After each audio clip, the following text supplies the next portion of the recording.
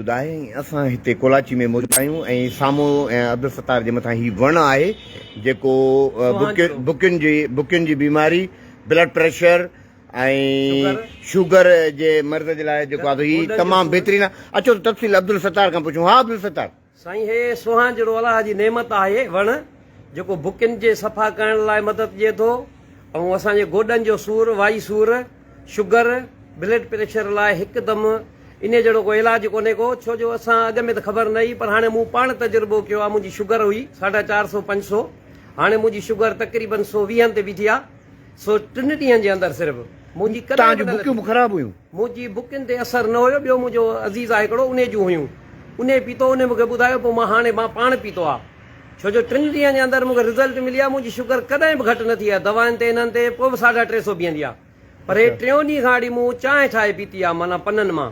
राति जो, सुबुह जो, सवेर नेराने या मंझंदि जो, हिन में फ़ाइदो आहे, नुक़सान न आहे। जेतिरी माण्हू पी सघे पीए। हिन वण जो नालो छा आहे? सुहान जहिड़ो। हे किथे बि पोखे सघे, किथे बि थी सघे थो, किथे बि पोखे सघो था। वॾनि शहरनि में त तमामु घणो आहे। ऐं हिन जो नालो जर्मनीअरनि मोरिंगा रखियो आहे, जेको नेट ते हले थो।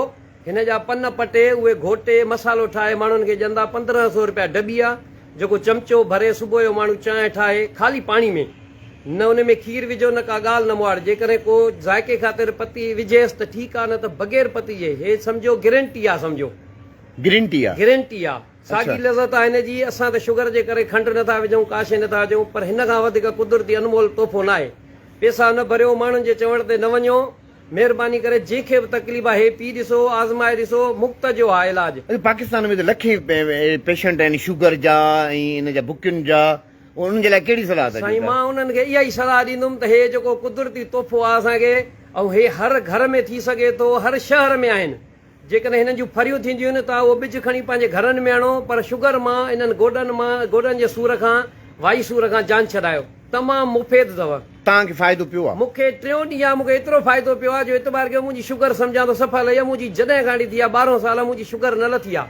हाणे 3 ॾींहं खां मूं पीती आहे, अॼु मुंहिंजी शुगर वञी 120 ते विधा। खाइण पीअण खां अलावा जिस्म में सूर का शइ न। मूंखे गोॾनि में सूर हूंदो, पेशाब लाइ वेंदुमि, तकलीफ़ थींदी, का शइ कान्हे का हिन महिल मूंखे। सरकारी मेडिसिन खाओ था तव्हां?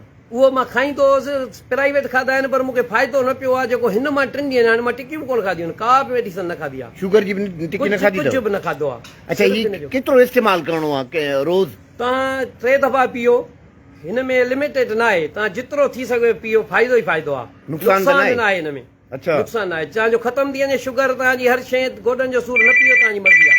पर हे तव्हांजे लाइ तमामु फ़ाइदेमंद आहे। ग़रीब मिसकीननि जे लाइ मां त चवां थो, हिन खां वधीक कुदरती को तोहफ़ो ई कोन्हे को शुगर वारनि जे लाइ, हिननि जे लाइ। पैसा न भरियो, बहितर अथव हे माना इस्तेमालु कयो। वॾी महिरबानी सर, वॾी महिरबानी तव्हांजी। तव्हां आगाही ॾिनी, वॾी महिरबानी तव्हांजी। न का ॻाल्हि न आहे।